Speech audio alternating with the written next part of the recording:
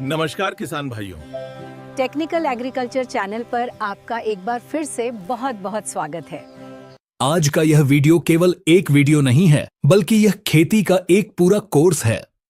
आज हम उस विषय पर गहराई से बात करने जा रहे हैं जो आपकी खेती की लागत और मुनाफे के बीच की सबसे बड़ी दीवार है। आज हम बात करेंगे कीट विज्ञान यानी एंटोमोलॉजी के बारे में। अक्सर देखा गया है कि जब खेत में कोई समस्या आती है तो किसान भाई परेशान होकर सीधे दुकान पर जाते हैं। वे कहते हैं पत्ते मुड़ रहे हैं या सुंडी लग गई है। दुकानदार अपनी समझ से या फिर ज्यादा मुनाफा कमाने के चक्कर में आपको कई तरह की दवाइयां दे देता है। कई बार दवा काम करती है और कई बार पैसा बर्बाद हो जाता है। ऐसा क्यों होता है? ऐसा इसलिए होता है क्योंकि हम उस कीड़े की असलियत को, उसके स्वभाव को और उसके कमजोर पक्ष को नहीं जानते। आज इस विस्तृत चर्चा में हम कीटों के जन्म से लेकर उनकी मृत्यु तक का पूरा विज्ञान समझेंगे।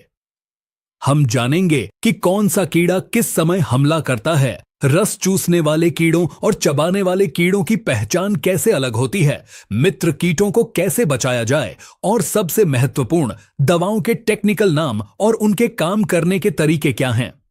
अगर आप अगले कुछ मिनट इस जानकारी को ध्यान से सुनते हैं तो मैं आपको विश्वास दिलाता हूं कि भविष्य में आप अपनी फसल के खुद डॉक्टर बन जाएंगे। तो चलिए खेती को एक विज्ञान और मुनाफे का बिजनेस बनाने के लिए शुरू करते हैं। सबसे पहले हमें यह समझना होगा कि आखिर यह कीट है क्या। इस धरती पर इंसानों से करोड़ों साल पहले से कीड़े मौजूद हैं। इनकी सफलता का राज क्या है? किसान भाइयों, विज्ञान के अनुसार किसी भी जीव को कीट या इंसेक्ट की श्रेणी में तभी रखा जाता है जब उसके शरीर की एक खास बनावट हो। अगर आप खेत में किसी भी कीड़े को पकड़कर ध्यान से देखेंगे तो आपको उसके शरीर के 3 साफ हिस्से दिखाई देंगे। पहला हिस्सा है उसका सिर। यहां उसकी जटिल आंखें होती हैं और सबसे जरूरी उसके 2 एंटीना होते हैं। ये एंटीना ही उसका रडार हैं। इन्हीं से वह भोजन सूंघता है और अपने साथी को ढूंढता है। दूसरा हिस्सा है वक्ष। यह बीच का हिस्सा है। याद रखिए, कीटों की हमेशा 3 जोड़ी यानी कुल 6 टांगें होती हैं जो इसी वक्ष से जुड़ी होती हैं। अगर किसी जीव की 8 टांगें हैं, जैसे कि मकड़ी या लाल माइट्स, तो वह कीट नहीं है। यह अंतर जानना इसलिए जरूरी है क्योंकि मकड़ी को मारने वाली दवा और कीड़े को मारने वाली दवा अलग अलग होती हैं। तीसरा हिस्सा है उदर यानी उसका पेट। यहां उसका पाचन तंत्र और प्रजनन अंग होते हैं। कीटों की सफलता का एक और राज है उनका बाहरी कंकाल। हमारे शरीर में हड्डियां मांस के अंदर होती हैं, लेकिन कीड़ों की हड्डियां यानी उनका कवच उनके शरीर के बाहर होता है, जिसे एक्सोस्केलेटन कहते हैं। यह कवच उन्हें दवाओं के असर से और मौसम की मार से बचाता है। इसीलिए कई बार हल्की दवाइयां इस कवच को भेद नहीं पाती और कीड़ा नहीं मरता। अब हम आते हैं सबसे महत्वपूर्ण हिस्से पर। कीड़ों को मारने का सही समय क्या है? यह जानने के लिए आपको उनका जीवन चक्र समझना होगा। खेती में नुकसान पहुंचाने वाले कीड़े मुख्य रूप से 2 तरीकों से अपना जीवन पूरा करते हैं। पहला तरीका है पूर्ण रूपांतरण। ज्यादातर इल्लियां, सुंडियां, बीटल और मक्खियां इसी श्रेणी में आती हैं। इनका जीवन 4 चरणों में चलता है। पहला चरण है अंडा। मादा कीट पत्तों के नीचे या तने पर अंडे देती है। दूसरा चरण है लार्वा या इल्ली। अंडे से निकलने के बाद जो अवस्था आती है उसे लार्वा कहते हैं। किसान भाइयों, यह अवस्था फसल के लिए सबसे ज्यादा खतरनाक होती है। लार्वा का सिर्फ एक ही काम होता है, खाना, खाना और बस खाना। यह अपनी पूरी जिंदगी का 90% खाना इसी अवस्था में खाता है। अगर आपने इस समय कंट्रोल कर लिया तो फसल बच जाएगी। तीसरा चरण है प्यूपा या कोकून। खूब खाने के बाद इल्ली सुस्त हो जाती है और अपने चारों तरफ एक खोल बना लेती है, जिसे प्यूपा कहते हैं। यह अक्सर जमीन के अंदर या पत्तों के बीच छिपा होता है। इस अवस्था में यह न कुछ खाता है और न ही चलता है। इस पर किसी भी दवा का असर नहीं होता। चौथा चरण है वयस्क। प्यूपा से एक वयस्क पतंगा या तितली बाहर निकलती है। वयस्क का मुख्य काम फसल खाना नहीं, बल्कि अंडे देकर अपनी वंश वृद्धि करना होता है। जीवन चक्र का दूसरा तरीका है अपूर्ण रूपांतरण। रस चूसने वाले कीट जैसे तेला, छेपा, थ्रिप्स और टिड्डे इसी श्रेणी में आती हैं। इसमें 3 ही चरण होते हैं। पहला अंडा, दूसरा निम्फ यानी शिशु और तीसरा वयस्क। इसमें खतरनाक बात यह है कि निम्फ और वयस्क दोनों ही फसल को नुकसान पहुंचाते हैं। अंडे से जो बच्चा निकलता है वह बिल्कुल अपने माता पिता जैसा दिखता है, बस आकार में छोटा होता है और उसके पंख नहीं होते। ये पैदा होते ही रस चूसना शुरू कर देते हैं। इनका जीवन चक्र बहुत छोटा होता है, कभी कभी 15 से 20 दिन का।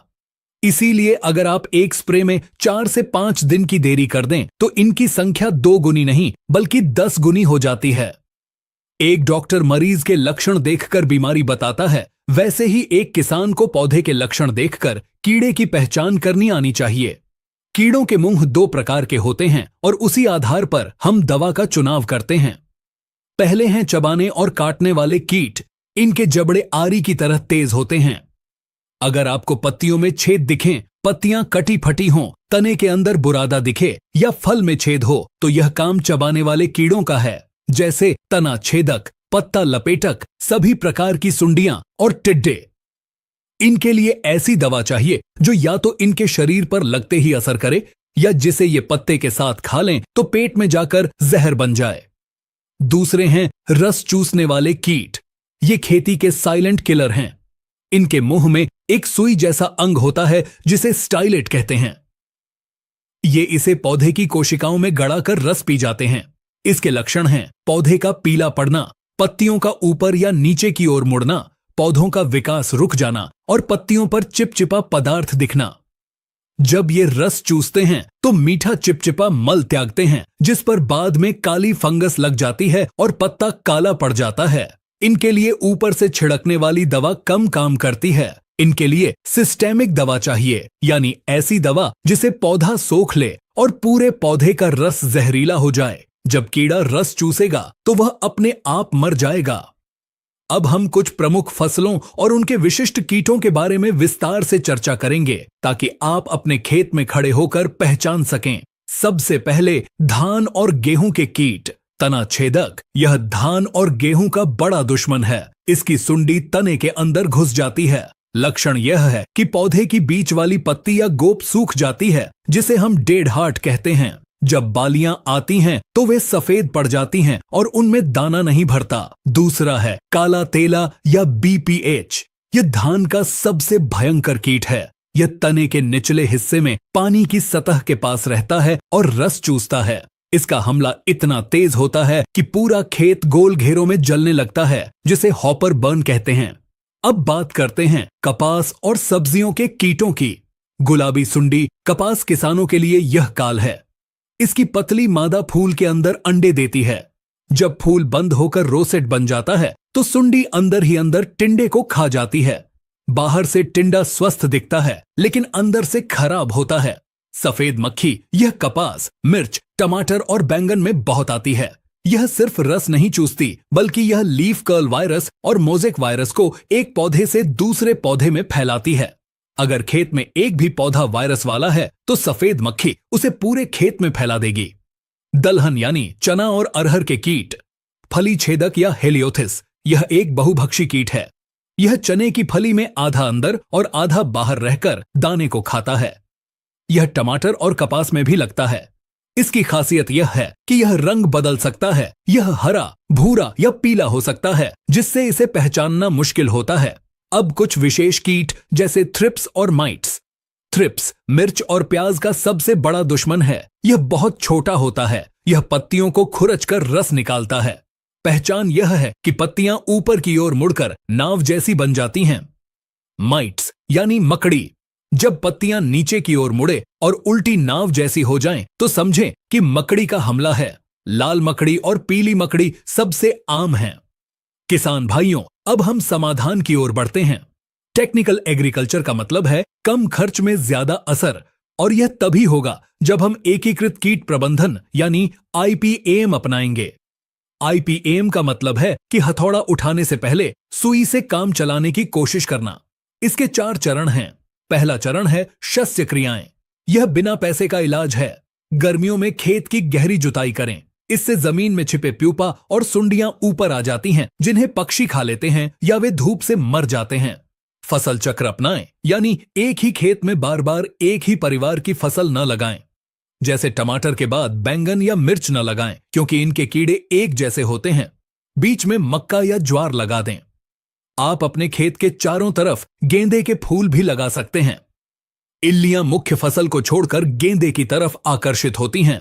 दूसरा चरण है यांत्रिक नियंत्रण। ज्यादातर हानिकारक कीड़ों के पतंगे रात में रोशनी की तरफ भागते हैं। खेत में शाम को 7 से 9 बजे के बीच एक बल्ब जलाएं और उसके नीचे पानी का टब रख दें। हजारों पतंगे उसमें गिरकर मर जाएंगे। इससे सुंडियों की अगली पीढ़ी पैदा ही नहीं होगी। इसके अलावा फेरोमोन ट्रैप का इस्तेमाल करें। यह सुंडियों के लिए एक जादुई ट्रैप है। इसमें मादा कीट की गंध होती है। नर पतंगा मिलन की चाह में इसमें फंस जाता है। जब नर ही नहीं बचेंगे तो मादा अंडे नहीं दे पाएगी। हर 2 से 3 महीने में इसका ल्यूर यानी कैप्सूल बदलते रहें। इसके साथ ही पीले और नीले चिपचिपे कार्ड लगाएं। प्रति एकड़ 20 पीले और 10 नीले ट्रैप लगाएं। सफेद मक्खी पीले रंग पर और थ्रिप्स नीले रंग पर चिपक जाते हैं।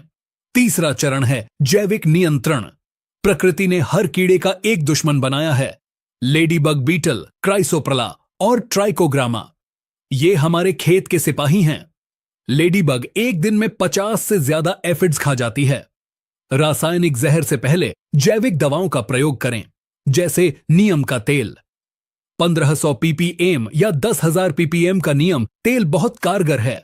यह कीड़े को मारता नहीं है, बल्कि उसका हार्मोन बिगाड़ देता है, जिससे वह खाना भूल जाता है और अंडे नहीं दे पाता।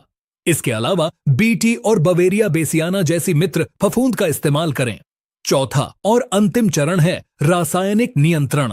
जब बाकी तरीके फेल हो जाएं और नुकसान आर्थिक सीमा से ऊपर चला जाए, तब हमें रसायनों का उपयोग करना चाहिए। लेकिन यहां एक टेक्निकल किसान को केमिकल ग्रुप और उनके काम करने के तरीके पता होने चाहिए। आइए प्रमुख कीटनाशक समूहों को विस्तार से समझते हैं। पहला ग्रुप है ऑर्गेनोफॉस्फेट्स। ये पुरानी दवाएं हैं, जैसे क्लोरपायरिफोस, प्रोफेनोफोस और क्विनाल्फोस। पहला ग्रुप है ऑर्गेनोफॉस्फेट्स। ये पुरानी दवाएं हैं, जैसे क्लोरपायरिफोस, प्रोफेनोफोस और क्विनाल्फोस। ये कीड़े के नर्वस सिस्टम यानी तंत्रिका तंत्र को जाम कर देती हैं। इसमें तेज गंध होती है जो गैस का काम भी करती है। यह चबाने वाले कीड़े के लिए अच्छी है। दूसरा ग्रुप है सिंथेटिक पाइरेथ्रॉइड्स। जिन दवाओं के अंत में थ्रिन आता है, जैसे साइपरमेथ्रिन, डेल्टामेथ्रिन, लैमिडासाइहलोथ्रिन। इनका नॉकडाउन असर होता है, यानी स्प्रे लगते ही कीड़ा तुरंत गिर जाता है। लेकिन इनका ज्यादा इस्तेमाल न करें, क्योंकि ये गर्मी पैदा करते हैं, जिससे बाद में सफेद मक्खी या माइट्स का हमला बढ़ सकता है। Second insecticide group synthetic pyrethroids. Synthetic pyrethroid group में प्रमुख दवाएं हैं साइपरमेथ्रिन और डेल्टामेथ्रिन। तीसरा ग्रुप है नियोनिकोटिनॉइड्स। ये रस चूसक कीटों के लिए ब्रह्मास्त्र हैं, जैसे इमिडाक्लोप्रिड, थियामेथॉक्सम, एसिटामिप्रिड और डिनोटिफुरान। ये पूर्णतः सिस्टेमिक हैं। जड़ में डालो तो ऊपर तक और पत्ते पर डालो तो जड़ तक असर करती हैं। ये मित्र कीटों के लिए सुरक्षित मानी जाती हैं। जड़ में डालो तो ऊपर तक और पत्ते पे डालो तो जड़ तक असर करती हैं। चौथा ग्रुप है एवरमेक्टिन्स और स्पिनोसिन्स। ये नई तकनीक की दवाएं हैं, जैसे इमामेक्टिन बेंजोएट जो सेवियां जैसी सुंडी के लिए है, एबामेक्टिन जो मकड़ी के लिए है, और स्पिनोसेड।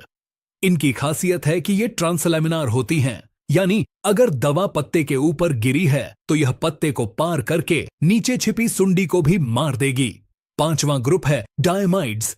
यह आज के समय की सबसे आधुनिक और थोड़ी महंगी श्रेणी है, जैसे क्लोरेंट्रानिलिप्रोल यानी कोराजन और फ्लूबेंडियामाइड। इनका असर लंबा रहता है, करीब 20 से 25 दिन तक। ये इल्ली की मांसपेशियों को लकवाग्रस्त कर देती हैं। सुंडी स्प्रे के 1 घंटे बाद खाना बंद कर देती है और 2 से 3 दिन में मर जाती है। दवा कितनी भी अच्छी हो, अगर स्प्रे करने का तरीका गलत है तो रिजल्ट 0 मिलेगा। तो इन बातों का ध्यान रखें। सबसे पहले पानी का पीएच मान। यह बहुत गुप्त जानकारी है। ज्यादातर कीटनाशक हल्के अम्लीय पानी में अच्छा काम करते हैं, जिसका पीएच 6 से 6.5 के बीच हो। अगर आपके बोरवेल के पानी का पीएच 8 या 9 है तो दवा फट सकती है। इसके लिए स्प्रे टैंक में थोड़ा पीएच बैलेंसर या सिट्रिक एसिड मिलाएं। दूसरा, नोजल का चुनाव। कीटनाशक के लिए हमेशा हॉलो कोन नोजल का इस्तेमाल करें। यह पानी को बारीक धुंध बनाता है जो पत्तों के नीचे तक पहुंचता है। खरपतवार नाशक वाला कट नोजल कभी इस्तेमाल न करें। तीसरा, सिलिकॉन स्प्रेडर। पत्तों पर मोम की परत होती है, खासकर प्याज और अरबी में। दवा फिसल कर गिर जाती है। अच्छी क्वालिटी का सिलिकॉन स्प्रेडर मिलाने से दवा पत्ते पर फैलती है और चिपकती है। यह दवा की ताकत को 20 से 30% बढ़ा देता है। इसके लिए पानी की मात्रा का भी ध्यान रखें। 1 एकड़ में कम से कम 150 से 200 लीटर पानी का इस्तेमाल होना चाहिए। चौथा, रेजिस्टेंस मैनेजमेंट। यह सबसे जरूरी है। एक ही साल्ट को बार बार न छिड़कें। अगर आपने पहली बार इमिडा का प्रयोग किया है तो अगली बार एसिटामिप्रिड लें।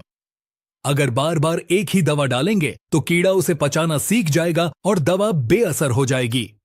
तो किसान भाइयों, यह थी कीट विज्ञान की विस्तृत जानकारी।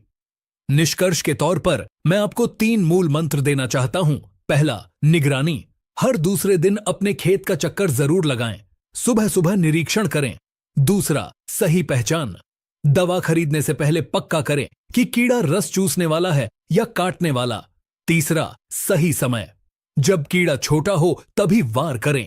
खेती कोई जुआ नहीं है, यह शुद्ध विज्ञान है। खेती कोई जुआ नहीं है, यह शुद्ध विज्ञान है। दवाई हमेशा कृषि विशेषज्ञ की सलाह से लें। अंदाजे से खेती करना नुकसानदेह है। छिड़काव के समय मास्क और दस्ताने जरूरी हैं। आपकी जान सबसे कीमती है। लेकिन इनका ज्यादा इस्तेमाल न करें क्योंकि ये गर्मी पैदा करते हैं। अगर आप इन तकनीकों को अपनाते हैं तो न केवल आपका खर्चा आधा हो जाएगा बल्कि आपकी पैदावार और गुणवत्ता भी बढ़ेगी। प्रकृति के साथ मिलकर चलें, मित्र कीटों को बचाएं और जरूरत पड़ने पर ही रासायनिक हथियारों का प्रयोग करें। हमें पूरी उम्मीद है कि टेक्निकल एग्रीकल्चर की यह मास्टर क्लास आपके लिए ज्ञान का एक नया दरवाजा खोलेगी। अगर आपको लगता है कि किसी विशिष्ट फसल या किसी खास कीड़े पर और भी गहराई से वीडियो बनना चाहिए तो कमेंट बॉक्स में हमें जरूर बताएं। इस प्रकार की जानकारी हम फेसबुक और इंस्टाग्राम पर भी अपलोड करते हैं, वहां भी हमें फॉलो कर लीजिए, लिंक नीचे है। इस प्रकार की जानकारी हम फेसबुक और इंस्टाग्राम पर भी साझा करते हैं, वहां भी हमें जरूर फॉलो करें, लिंक नीचे दिया गया है। इस वीडियो को अपने साथी किसानों, व्हाट्सएप ग्रुप्स और फेसबुक पर जरूर शेयर करें ताकि हर किसान जागरूक बन सके। चैनल को सब्सक्राइब करना और बेल आइकन दबाना न भूलें। स्वस्थ रहें, समृद्ध बनें। जय जवान, जय किसान।